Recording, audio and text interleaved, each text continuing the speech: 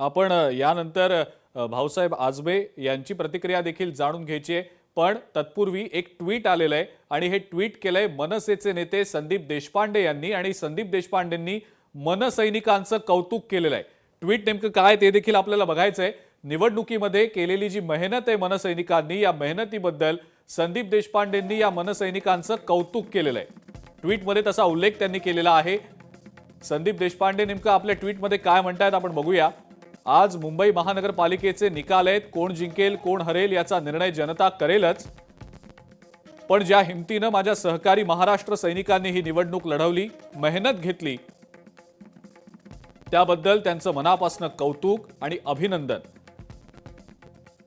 मनसैनिकांचा हुरूप वाढवण्यासाठी हे ट्विट संदीप देशपांडेंचं दिसतं आहे। मनसेचे ते मुंबई अध्यक्ष देखील आहेत आणि निवडणुकीपूर्वी मतदानापूर्वी काही दिवस आधीच त्यांच्या एकंदरीतच भूमिकेविषयी बरंच बोललं गेलेलं होतं, पण नंतर सुद्धा त्यांनी या संदर्भातली त्यांची भूमिका स्पष्ट केलेली होती। आपण यानंतर आता भाऊसाहेब आजबे यांच्याकडे जाऊया। काँग्रेसचे ते प्रवक्ते आहेत भाऊसाहेब आजबे। काही वेळापूर्वी आपण एक्झिट पोल संदर्भात सुद्धा बोललो आणि त्याबद्दल विकास लवांडे आणि त्यासोबतच अरुण सावंत यांनी सुद्धा आपापलं मत व्यक्त केलं। काही वेळापूर्वी केशवजींकडे सुद्धा आपण गेलो होतो, त्यांनी सुद्धा त्यांचं मत व्यक्त केलं, पण एक्झिट पोलचे जे आकडे आहेत ते प्रत्यक्ष निकाल यात खूप तफावत बऱ्याचदा पाहायला मिळते। गेल्या काही निवडणुकांमध्ये आपण तसं पाहिलंय सुद्धा, पण जवळपास सगळ्याच एक्झिट पोलमध्ये या पालिका निवडणुकांसाठीच्या भाजप आणि शिवसेना म्हणजे एकनाथ शिंदेंची शिवसेना यांचीच सरशी होईल, जास्तीत जास्त ठिकाणी त्यांचेच महापौर बसतील असा एकंदरीत अंदाज दिसतोय।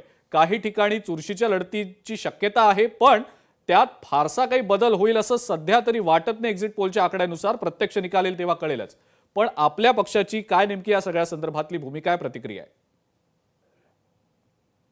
एक्झिट पोल मध्ये जे आकडे दाखवत आहेत तर ते आकडे कशाच्या आधारे दाखवत आहेत, तर भाजपची शाखा म्हणून काम करत असणारा जो इलेक्शन आयोग आहे त्यांनी यावेळी जी ऐतिहासिक भूमिका पार पाडली आहे, म्हणजे पहा आता 10 वाजता काउंटिंग सुरू होणार आहे, केवळ 1.5 तास शिल्लक आहेत।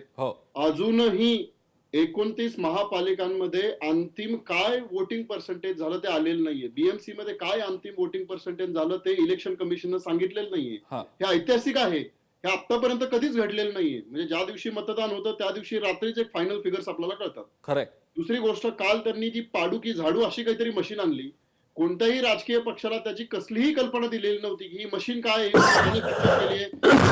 आलेली आहे। आणि सगळ्यात महत्वाची तिसरी गोष्ट, हे तर ऐतिहासिक असं आहे की महाराष्ट्रातच नाही तर देशात पहिल्यांदा घडतंय की तुम्ही जो मार्कर पेन वापरला शाई लावण्यासाठी, माध्यमांनी तुमच्यासह बाकी सर्व माध्यमांनी ते दाखवून दिलं की ती जी शाई आहे, जी पूर्वी शाई लावल्यानंतर आठवडा 15 दिवस हातावरची निघत नव्हती, ती काही सेकंदांमध्ये साधं तुम्ही डेटॉल वापरा, साधं तुम्ही नेल पॉलिश वापरा आणि त्यानं ते निघून जात होती। म्हणजे आता यातली क्रोनॉलॉजी लक्षात घ्या। विकास लवांडेजींना आठवत असेल की जेव्हा मतदार याची प्रक्रिया चालू होती तेव्हा सर्व विरोधी पक्षांनी, आम्ही महाविकास आघाडीनं निवडणूक आयोगाकडे जाऊन सातत्यानं असं सांगितलं होतं की विधानसभेच्या निवडणुकीमध्ये जी दुबार मतदार आहेत ती मतदार यादी तुम्ही दुरुस्त करा, ती दुबार मतदार काढून टाका। इलेक्शन कमिशनने ते काढून टाकले नाहीत आणि काल मात्र तुमची जी शाई आहे ती शाई बोटावरची निघून जाते।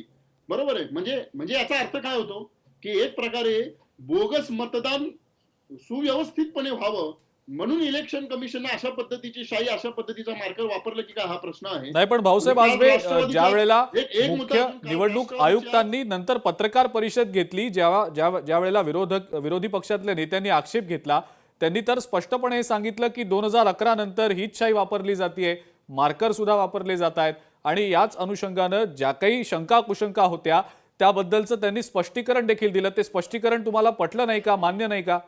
ही शाई जर तुम्ही 2011 पासून वापरताय, नेमकी याच वेळी ती शाई कसं काय निघून गेली?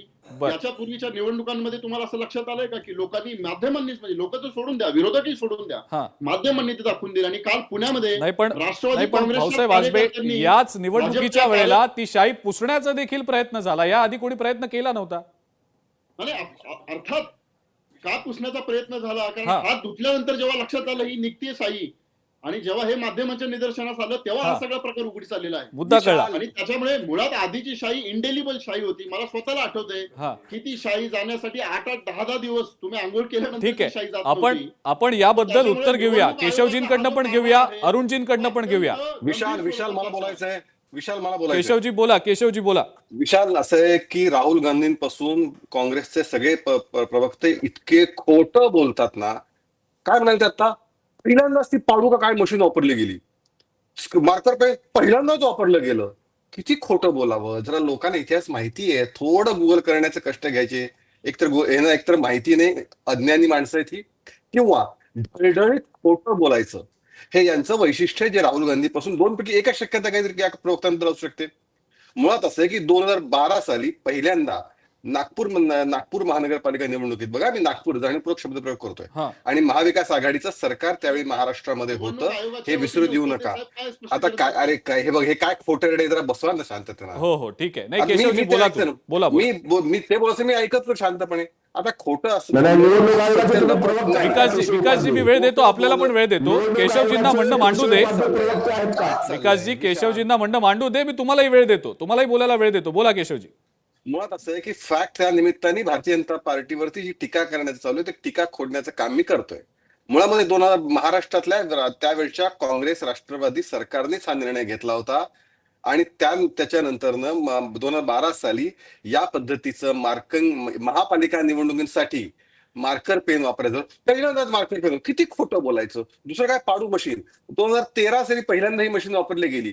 दुसरं कुणाला दाखवलं नाही, कारण निवडणूक आयोगाने व्हिडिओ दाखवले की राजकीय पक्ष त्या बैठकीमध्ये सहभागी होते. असं आहे की आपल्याला यश मिळत नाही, लोक आपल्याला झिडकारतात. लोक काँग्रेस आणि विरोधी पक्षांवरती 1% सुद्धा विश्वास टाकायला तयार नाहीत, कारण या खोटं बोलण्याची, खोटी आश्वासनं देण्याची जी वृत्ती या काँग्रेसच्या राहुल गांधींपासून ज्या सगळ्या प्रवक्त्यांपर्यंत सर्व नेते मंडळीत आहे. आपण असं वाटतं आपल्याला की आपण खोटं बोलून वेळ मारून नेऊ आता टीव्हीवरती, पण लोकांना हे माहिती आहे. त्यामुळे माझी विनंती आहे निमित्ताने की तुम्हाला काय बोलायचंय बोला. निवडणूक आयोगाच्या बेसिक गोष्टी सुधारल्या पाहिजेत. काय मध्यरात्री निर्दोष झाली पाहिजे. नाही पण केशवजी, ढिसाळपणा झाला हे तुम्हाला देखील मान्य आहे का? ढिसाळपणा झाला. एक मिनिट येतो. मुळात असं आहे की असं आहे की पहिली निवडणूक आहे का 2014 साली, 2014 साली लोकसभा निवडणुकीला पुण्याच्या बाहेर तिथं किती मतदार गोंधळ, अनेक लोकसभेच्या मतदारसंघाच्या वेळी अनेक ठिकाणी गोंधळ. म्हणजे तुम्हाला आपल्या सगळ्यांना, म्हणजे लवांडेपेक्षा सिनियर आहेत, ते त्यांच्या अगदी याच्यापासून निवडणुकीतला मतदारांचा गोंधळ, म्हणजे त्याचं मी समर्थन करत नाही. त्यात सुधारणा झालीच पाहिजे, बरोबर, त्याबद्दल आक्षेप असण्याचं कारण नाही. पण आपल्या अपयशाचं कारण कुठेतरी निवडणूक आयोगाबद्दल निर्माण करून या देशामध्ये डॉक्टर बाबासाहेब आंबेडकरांनी जी घटना दिली आहे, त्या घटनेने दिलेल्या ज्या घटनात्मक संस्था आहेत, त्यांच्या विरुद्ध अराजकता निर्माण करण्याचं, अविश्वास निर्माण करण्याचं काम ही काँग्रेस आणि बाकी सगळी मंडळी करतायत. हे दुर्दैवाने वस्तुस्थिती आहे. ज्या त्रुटी आहेत, गुणदोष नाहीयेत का? आहेत त्या संस्थेच्यामध्ये. ते दोष दुरुस्त करण्याची वेळ आली पाहिजे ना, पण त्याच्यासाठी प्रयत्न केले पाहिजेत ना. पण केवळ आम्ही आमच्या पराभवाचं विश्लेषण या इतकं सोपं सुटसुटीत निवडणूक आयोगाने केलं म्हणून आम्ही हरलो, इतक्या बालिश स्तरावरती जर आम्ही मांडणी करत असू, तर मला असं वाटतं की जनता पाहतीये. त्या जनता म्हणूनच तुमच्यावरती विश्वास ठेवायला नाही. तुम्ही लोकांकडे जायला तयार नाहीत, तुम्ही लोकांमध्ये मिसळायला तयार नाहीत, तुम्ही लोकांचे प्रश्न समजून घ्यायला तयार नाहीत, आणि मग तुम्हाला जनता का नाकारते याच्याबद्दल तुम्ही चर्चा करत आहात. ही सगळ्यात मोठी दुर्दैवी, दुःखाची, या विरोधी पक्षांची शोकांतिका आहे. हे आपण लक्षात घेतलं पाहिजे. ठीक आहे. या संदर्भातलं उत्तर मी अरुणजींकडनं पण घेणार आहे आणि विकासजींकडनं पण घेणार आहे. पण तत्पूर्वी एक बातमी आपल्यापर्यंत आली. बातमी आपण आधी बघूया, मग आपण त्यांची प्रतिक्रिया जाणून घेऊया. उपमुख्यमंत्री अजित पवार यांनी मतदारांसाठी एक आभार पत्र आता जारी केलेलं आहे. उत्स्फूर्तपणे मतदान करणाऱ्या सर्व मतदारांचे त्यांनी या आभार पत्राद्वारे आभार मानलेले आहेत. मतदान केंद्रांवरचे अधिकारी आणि कर्मचारी यांचे सुद्धा त्यांनी या आभार पत्राद्वारे आभार मानलेले. हे आभार पत्र आपण स्क्रीनवर सध्या पाहतो आहोत. मतदार आणि त्यासोबतच मतदान केंद्रावरचे कर्मचारी आणि अधिकारी या सर्वांचे या आभार पत्राद्वारे अजित पवार यांनी आभार मानलेले. आणि यानंतर आणखीन एक ब्रेकिंग न्यूज आपल्यापर्यंत येते. काय ब्रेकिंग न्यूज आहे आपण बघूया. ब्रेकिंग न्यूज काय? एक्झिट पोलमध्ये भाजप अनेक पालिकांमध्ये आघाडीवर असल्याचं समजलेलं होतं. हे एक्झिट पोल काल आलेले होते आणि याच एक्झिट पोलच्या आकडेवारीनंतर आता भाजप प्रदेश कार्यालयाबाहेर जल्लोषाची तयारी करण्यात आलेली आहे. भाजपनं मोठे स्क्रीन्स उभारलेले आहेत, स्टेजची उभारणी केलेली आहे आणि या पालिका निवडणुकांमध्ये भाजपची सरशी होणार आहे. हे जवळपास भाजपकडनं आता एक प्रकारे ग्राह्य धरलं गेलं की काय असंच दिसतंय, कारण आत्मविश्वास आहे त्यांचा असं सातत्यानं भाजपचे नेते सांगत होते आणि केशवजी देखील त्याचबद्दल बोलतायत. पण भाजप प्रदेश कार्यालयाबाहेर जल्लोषाची मोठी तयारी ही आता झाल्याचं दिसतंय. दृश्यांमध्ये स्टेज उभारला जातोय, मोठे LED स्क्रीन देखील उभारले जात आहेत, स्पष्टपणे आपल्याला दिसतंय. तर पुन्हा एकदा मगाच्या प्रश्नाकडे आणि त्याच्या उत्तराकडे आपण जाऊया. अरुणजींकडे आता मी जाणार आहे. अरुणजी, आपण बाकी इतर मान्यवरांनी नेमकं काय म्हटलं आपण ऐकत होतात, काय नेमकं त्यांच्या या प्रतिक्रियांबद्दल आपल्याला म्हणायचंय? केशवजींनी सुद्धा भाजपची भूमिका स्पष्ट केलेली आहे, शिवसेनेची भूमिका नेमकी काय?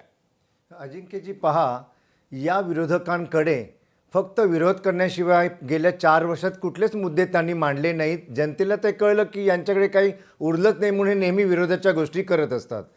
पहा, आपण पाहत असाल की 2004 साली सर्वप्रथम पाडू नावाचं एक यंत्र वापरलं गेलं होतं निवडणुकीमध्ये.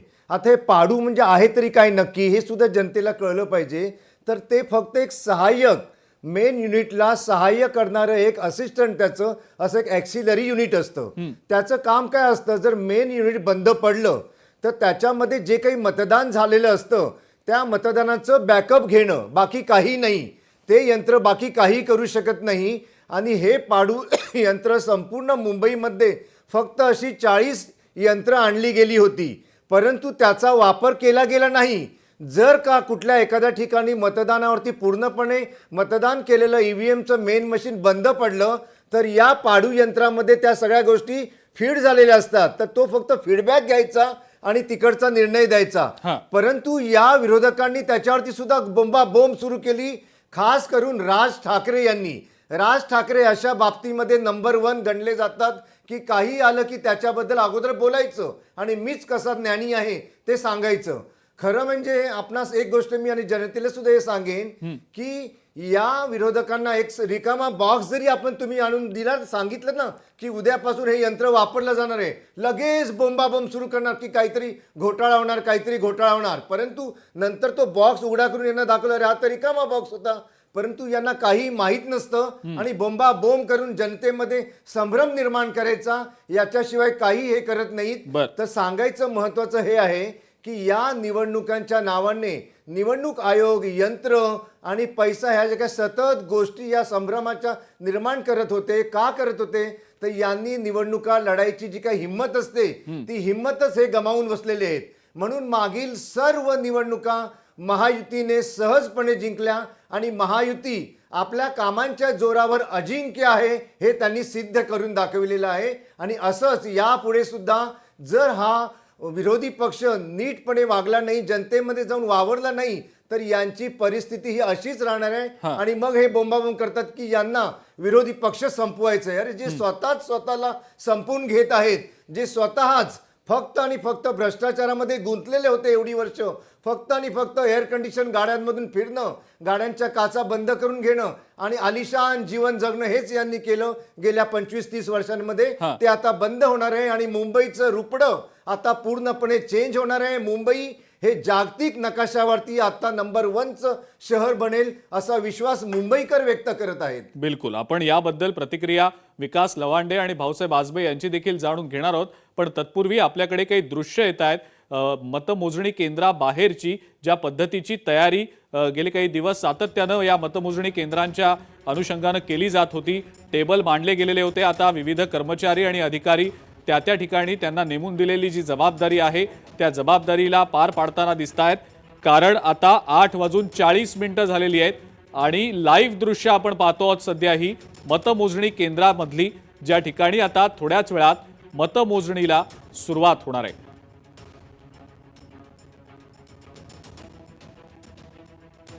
ताजी दृश्य आहेत, ही लाईव्ह दृश्य आहेत.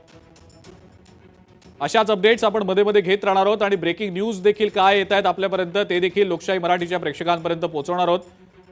केशवजी आणि अरुणजी नंतर आता मी विकास लवांडे यांच्याकडे जाणार आहे. विकासजी, काय नेमकं हे दोन्ही नेते सत्ताधारी पक्षातले बोलले आपण सुद्धा ऐकलं. खास करून अरुणजींचा जो टीकेचा रोख होता तो मनसेच्या दिशेनं, राज ठाकरेंच्या दिशेनं होता. त्यांचे पक्षाचे प्रतिनिधी आता आपल्या सोबत नाहीयेत, पण तुम्ही त्यांच्या सोबत म्हणजे मनसे सोबत काही महापालिकांमध्ये निवडणूक लढवताय सहकारी पक्ष म्हणून, आपली प्रतिक्रिया. मुळामध्ये ज्या वेळेस निवडणूक आयुक्तांची निवड समिती जी होती, सरन्यायाधीश, पंतप्रधान आणि विरोधी पक्षनेता, ती बदलली, कायदा केला आणि सरन्यायाधीशांना त्या निवड समितीतनं काढून टाकलं आणि निवडणूक आयुक्त देशाचे आता पंतप्रधान जे ठरवतील ते होतील. हे ज्या दिवशी घडलं त्या दिवसापासून भारतीय जनता पार्टीचा निवडणुकी संदर्भातला आत्मविश्वास वाढला. हे आपण नाकारू शकत नाही.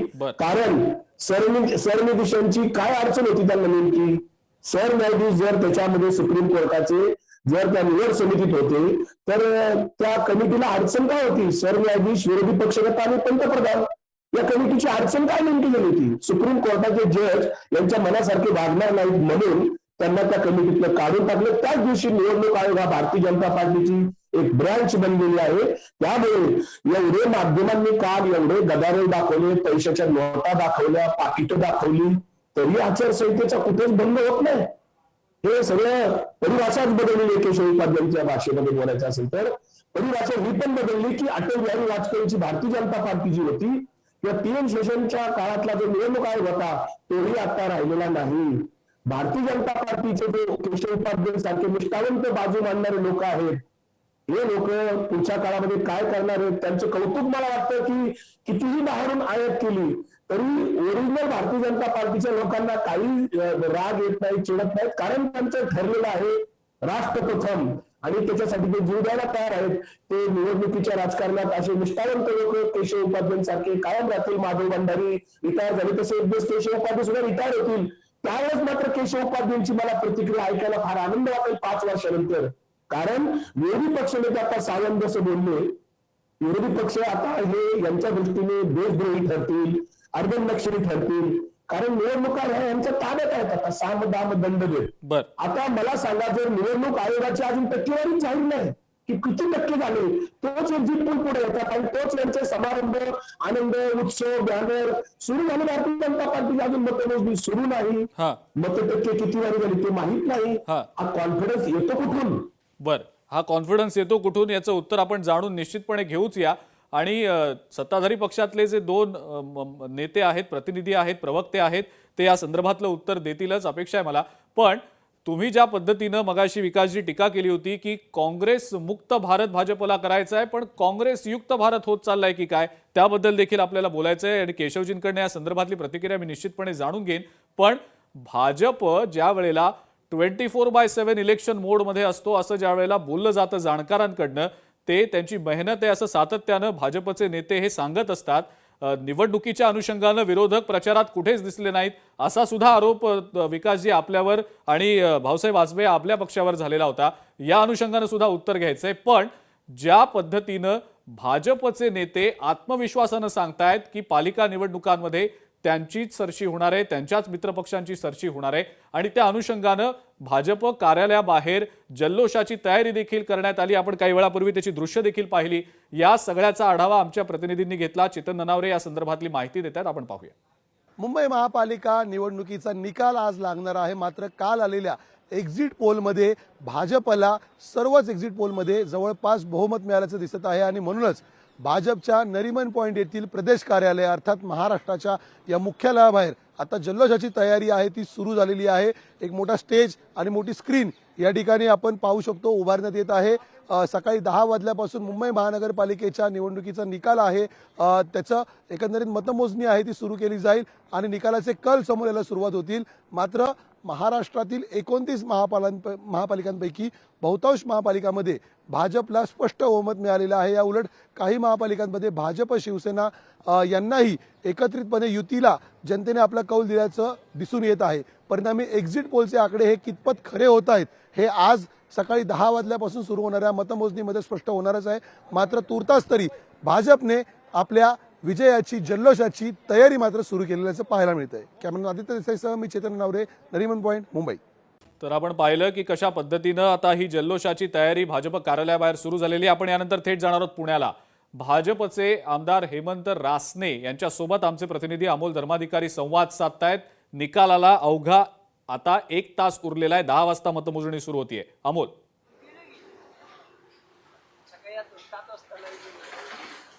नक्कीच. आणि काल जे एक्झिट पोल आलेले आहेत ज्याच्यामध्ये भाजप हा पुण्यामध्ये सर्वात मोठा पक्ष असं दाखवत आहे. अजून मतमोजणीला सुरुवात व्हायची आहे आणि 10 वाजल्यापासून मतमोजणीला सुरुवात होईल आणि त्यानंतर निकाल काय असेल हे स्पष्ट होईल. पुण्यामध्ये कोण सर्वात मोठा पक्ष ठरणार हे आपल्याला अधिकृतपणे म्हणजे दुपारी 12 ते 1 दरम्यान पाहायला मिळेल. त्याआधी भाजपचे आमदार, कसब्याचे मध्यवर्ती भागातले आमदार हेमंत रासने आपल्यासोबत आहेत.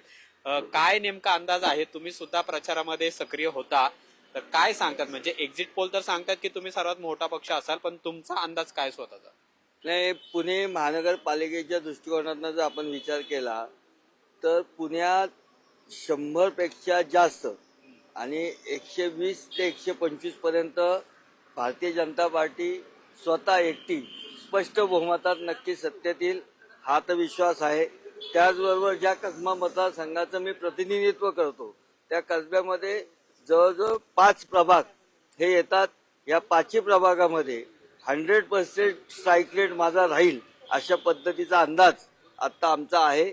साधारण 1-2 तासानंतर चित्र स्पष्ट होईल, परंतु 120 पर्यंत पुणे शहरात आणि कसब्यात 100% भाजप अशा पद्धतीचं वातावरण हे साधारणतः संपूर्ण माझ्या मतदारसंघात आणि शहरामध्ये दिसत होतं.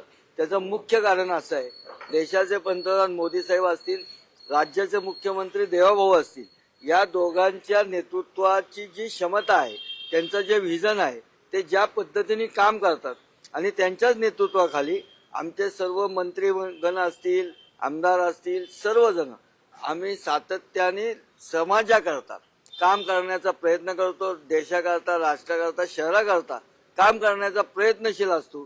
त्या विरुद्ध जो विरोधी पक्ष आहे तो टीका करण्यापलीकडे काही काम करत नाही.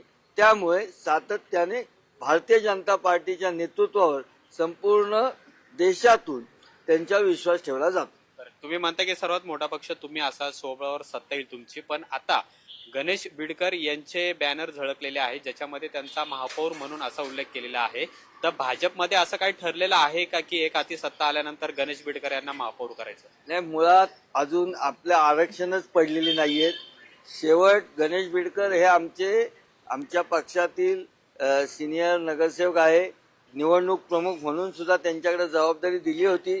स्वाभाविक आहे की त्यांच्या कार्यकर्त्यांना असं वाटणं की बाबा आपला जो नेता आहे तो अनेक वर्षाचा सिनियर आहे आणि त्याला पक्ष नेतृत्वाने निवडणूक प्रमुखाची सुद्धा संधी दिली होती, तर त्याला पक्ष नक्की संधी देईल अशी आशा आहे. त्यामुळे त्याच्या जवळच्या कार्यकर्ते असतील, मित्र असतील, अशा लोकांनी तशा पद्धतीचे बॅनर हे लावले असतील. निवडून येतील ते, कारण की समोर रवींद्र दंगेकर यांचे चिरंजीव आहेत. तगडी फाईट तिथं होईल असं बोललं जाते. नाही, आत्ताच्या पद्धतीमध्ये मी जे तुम्हाला सांगितलं तोच विषय मी पुन्हा सांगतो. पुणे शहरात तरी ज्या पद्धतीने फडणवीस साहेबांचा स्टॉक शो झाला, देवाभाऊंनी ज्या पद्धतीने पुण्याचं ज्या पद्धतीने आपण ऐकतोय, हेमंत रासने सुद्धा हेच सांगतायत की भाजपचाच विजय होणार आहे. महापौर नेमका कोण होईल पुण्यामध्ये हे नंतर कळेल आपल्याला, ज्या वेळेला आरक्षणाच्या सोडती संदर्भातला निर्णय होईल त्यावेळेला. पण हेमंत रासनेंची प्रतिक्रिया तर आपण पाहिली. पुण्यामध्ये नेमके जे बॅनर लागले गणेश बिडकरांच्या अनुषंगानं त्याबद्दल केशवजी देखील काही वेळापूर्वी बोलले होते. पण आपण 2 महत्वाचे मुद्दे ज्याबद्दल बोलणार आहोत आता सध्याला. भाऊसाहेब आजबेंकडे मी जाणार आहे. ज्या वेळेला अशी घोषणा होते काँग्रेसमुक्त भारताची, मात्र ज्या वेळेला काँग्रेसयुक्त भाजप होत चाललाय असं विकासजी म्हणतात, काय नेमकं तुम्हाला याबद्दल वाटतं? पण विरोधक प्रचारातच नाहीत असं सत्ताधारी नेते म्हणतात. विरोधक जे आहेत, नेते आहेत, ते प्रचारात दिसलेच नाहीत. नगरपंचायत, नगर परिषदाच्या निवडणुका असतील किंवा या पालिका निवडणुका असतील. मग जर भाजपसारख्या इतक्या मोठ्या पक्षाला थेट आव्हान द्यायचं आहे भाऊसाहेब आजबे, तर मग काँग्रेसचे नेते प्रचारातच नसतील तर कसं चालेल? मुद्दा असा आहे की भाजपचा सातत्याने दावा असा असतो की भारतातली नव्हे तर जगातली सगळ्यात मोठी ती पार्टी आहे. आणि जगातली सगळ्यात जर मोठी पार्टी असेल तर माझं असं म्हणणं आहे की भाजपचे जे जुने निष्ठावंत आहेत, केशव उपाध्याय साहेबांसारखे आणि बरेच असे लोक आहेत, तर यांनाच घेऊन भाजपनं प्रत्येक लढाईमध्ये पुढे गेलं पाहिजे. पण तसं दिसत नाही.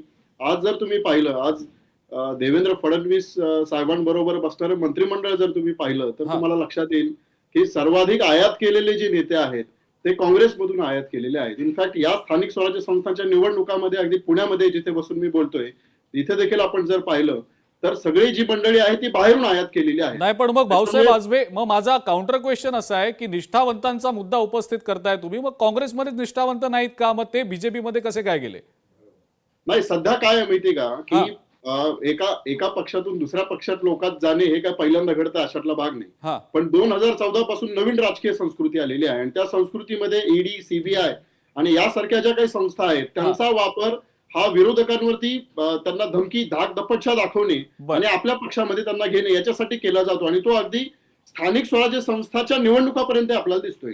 आणि त्याच्यामुळे मुद्दा असा आहे की भाजपा जेव्हा असा दावा करते की आम्हाला काँग्रेस मुक्त भारत असा करायचा आहे तर प्रत्यक्ष वास्तव असं झालंय की भाजपच काँग्रेस युक्त झालेली आहे. म्हणजे खालपासून वरपर्यंत सगळेच काँग्रेसची जे मंडळी आहेत त्यांनी रेड कार्पेट टाकलेलं आहे आणि जुने निष्ठावंत जे आहेत त्यांना मात्र सत्तेचे उचलण्याचं काम दिलेलं आहे. ठीक आहे, केशवजींची प्रतिक्रिया जाणून घेऊया. केशवजी, थेट आरोप करतायत भाजपवर आणि आपला देखील उल्लेख झाला निष्ठावंतांच्या बाबतीत ज्या वेळेला बोललं गेलं, केशव उपाध्यायांचा सुद्धा उल्लेख सातत्यानं केला जातोय. आपलं उत्तर? नाही, असं आहे की माझा प्रश्न आपण बाजूला ठेवू. इथे व्यक्तिगत भारतीय जनता पार्टीमध्ये व्यक्तिगत स्तरावरती काय करायचं हा भारतीय जनता पार्टीचा विषय, अंतर्गत विषय, तो भारतीय जनता पार्टी हँडल करेल. ठीक आहे. मुळामध्ये मगापासून 2-3 गोष्टीचा उल्लेख केला पाहिजे, त्याचं उत्तर दिलं पाहिजे. मुळामध्ये असं आहे की मगाशी विकास लावंडे म्हणाले काय ते म्हणे काय न्यायाधीशांना काढून टाकलं आणि मग निवडणूक आयोगात ताबा घेतला. म्हणजे माझं म्हणणं मगापासून सुरुवातीला मी एक लाईन धरली होती की विरोधक खोटं कसं बोलतात त्याचं पुन्हा एक एक्झाम्पल त्यांनी दिलं. मुळामध्ये विषय काय होता? मुळामध्ये असं आहे की 95-96 पर्यंत तरी फक्त एक कलमी कोणी देशाचं म्हणजे निवडणूक आयोगाचा काय अस्तित्वात होता. निवडणूक आयोगाचा कमिशन मुख्य आयुक्त उतरायचे, काँग्रेसमधून मंत्री व्हायचे किंवा मंत्री झालेला किंवा काँग्रेसमध्ये काम केला माणूस निवडणूक आयुक्त व्हायचा. मी नावं सांगू त्यांची? बरं, जी घटना घडते सांगतायत, जो रेफरन्स सांगतायत न्यायाधीशाला काढलं वगैरे, मुळात असं आहे की थोडासा अभ्यास किंवा माहिती घ्या किंवा खरंच खोटं बोलायचं, 2 पैकी ठरवा काहीतरी. त्या प्रकरणामध्ये मुळामध्ये न्यायाधीशांनी असा निर्णय दिलेला होता की अशा प्रकारची एक समिती बनवा, त्या समिती असेच तोपर्यंत न्यायमूर्ती त्या समितीमध्ये असतील. त्याचं विधेयक पारित झालं आणि विधेयक पारित झाल्यानंतर पंतप्रधान, गृहमंत्री आणि विरोधी पक्षनेते अशा तिघांची ती समिती झाली. ही त्यातली वास्तव आहे. पण आम्हाला खरं बोलायचंच नाहीये आणि असं वाटतं की लोकांना आम्ही सांगाल ते खरं वाटतं, असं खोटं बोलायची जी सवय लागलेली आहे त्या भूमिकेतनं आम्ही येईल ते बोलतो आणि मग का हरलो ह्याचा विचार करत बसतो. नंबर 2, दुसरा त्यातला सगळ्यात महत्वाचा मुद्दा असा आहे की भाजपमध्ये असं आहे की भारतीय जनता पार्टी हा एक मोठा पक्ष आहे आणि त्या भारतीय जनता पार्टीच्या विचारधारेवरती विश्वास ठेवून लोक येत असतील. मगाशी उल्लेख केला मंत्रिमंडळ लोक बघा, मी नावानिशी सांगायला तयार आहे. मंत्रिमंडळ किती मंत्री भारतीय जनता पार्टीचे, अतिशय भारतीय जनता पार्टीचेच आहेत. त्यामुळे भारतीय जनता पार्टीमध्ये असं आहे की 100 मध्ये 80% भारतीय जनता पार्टीचेच आहेत. 15-20 लोक जर भारतीय जनता पार्टीमध्ये निवडणुकीमध्ये उमेदवारी दिली गेली आणि त्या ठिकाणच्या समीकरण लक्षात घेऊन केली, का बरं काँग्रेसमध्ये पक्षप्रवेश होत नव्हते? का बरं शरद पवारांचा अख्खा पक्षच हा बाहेरच्यातनं आलेल्यांचा आहे. काय शरद पवारांची त्यांची विचारधारा आहे जे आता इथे लवंडे बसलेत ते काय? त्यांची ते कधी काँग्रेसच्या विरोधात जातात, कधी काँग्रेसच्या बाजूने बोलतात, कधी दुसरी आणखी भूमिका घेतात.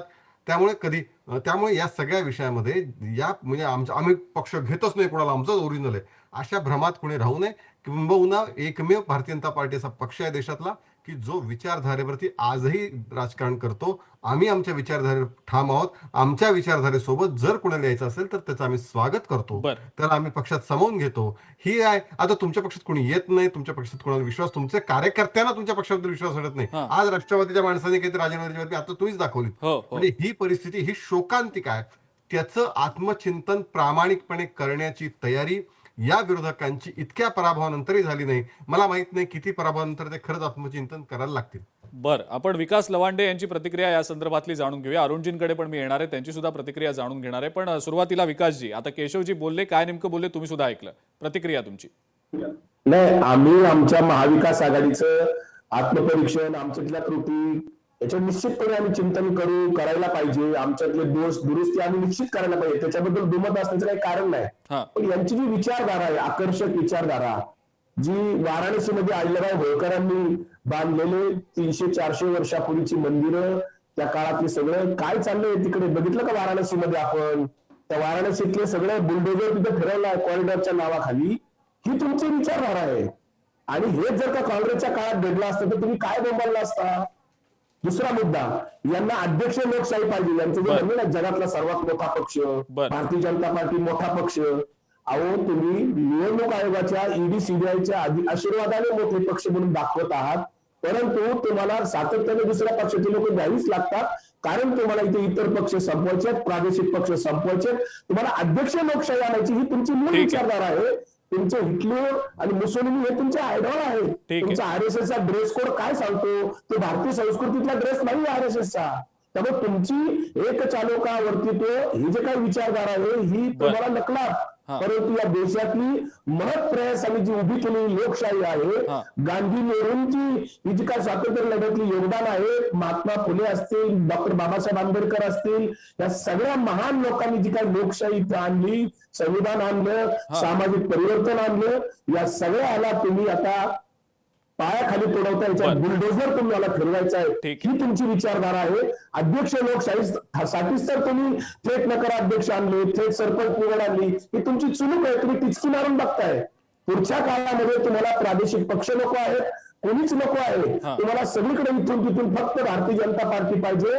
आणि याच्यामध्ये तुमची कोणती विचारधारा आदर्श आहे हे अद्यापपर्यंत आम्हाला कळलेलं नाही, कारण तुमच्या विचारधारेमध्ये फक्त हुकुमशाही आहे, हिटलर आहे, मुसोलिनी आहे, आणि म्हणूनच तुम्ही ईडी सीबीआयचा वापर करता. अजित पवारांचा पक्ष तुमच्या बरोबर काही विचाराने आलाय काय? विचार पटले म्हणून अजित पवार तुमच्या सोबत आलेत काय? ज्या देशाच्या पंतप्रधानांनी अजित पवारांच्यावर आरोप केला भोपाळच्या सभेत, आणि चौथ्या दिवशी अजित पवार तुमच्या सोबत असतात, कुठे तुमचे विनोद तावडे, कुठे तुमचे सुधीर मुनगंटीवार, मुद्दा कळला. सगळी नावं जर काढली तुमची तर तुम्हाला लक्षात येईल की इथे फक्त आयात लोकांना संधी मिळते. ठीक आहे, आयात लोक घेऊन त्यांना तिथे फक्त सत्ता गाजवायची, तिथे यांचं कुठलीही विचारधारा वगैरे काही नाही. त्यासाठी ते ईडी वापरतात, सीबीआय वापरतात, निवडणूक आयोग वापरतात. ठीक आहे, मुद्दा कळला आपला विकासजी. पण मी पुन्हा एकदा एका महत्वाच्या मुद्द्याकडे सर्व प्रेक्षकांचं लक्ष वेधू इच्छितो, आणि हा मुद्दा एक्झिट पोल संदर्भातला आहे. लोकशाही मराठी आणि रुद्रनं एक्झिट पोल केलेला होता काल, ज्या वेळेला मतदान पूर्णपणे पार पडलेलं होतं, आणि त्यानंतर काय नेमका हा एक्झिट पोल होता हे आपण प्रेक्षकांसमोर मांडलेलं होतं. इतरही अनेक एक्झिट पोल झालेले होते, ज्यांची सुद्धा आकडेवारी समोर आलेली होती. पोल ऑफ पोल्स नेमका काय सांगत होता काल, आपण ते देखील पाहूया.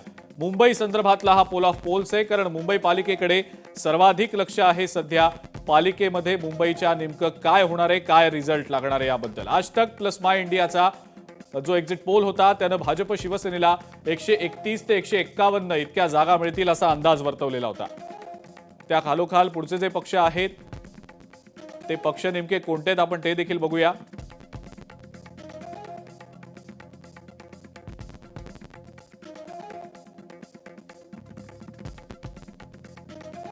लोकशाही मराठी आणि रुद्रचा जो एक्झिट पोल होता त्यानुसार मुंबईमध्ये पक्षनिहाय वोट शेअर नेमका काय आलेला आहे आपण स्क्रीनवर सध्या पाहतो आहोत.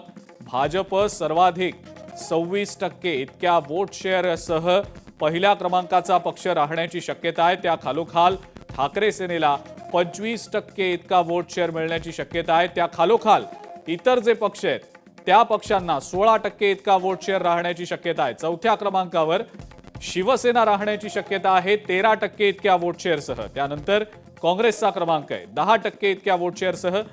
काँग्रेस पुढच्या क्रमांकावर आहे, आणि त्यानंतर मनसे 8% वोट शेअर. त्यानंतर वंचित बहुजन आघाडी 2% इतक्या वोट शेअरसह. पक्षनिहाय हा वोट शेअर नेमका काय ते आपण पाहिलं. मुंबईबद्दल आपण सध्या पाहतो आहोत लोकशाही मराठी आणि रुद्रचा एक्झिट पोल आणि त्याची आकडेवारी.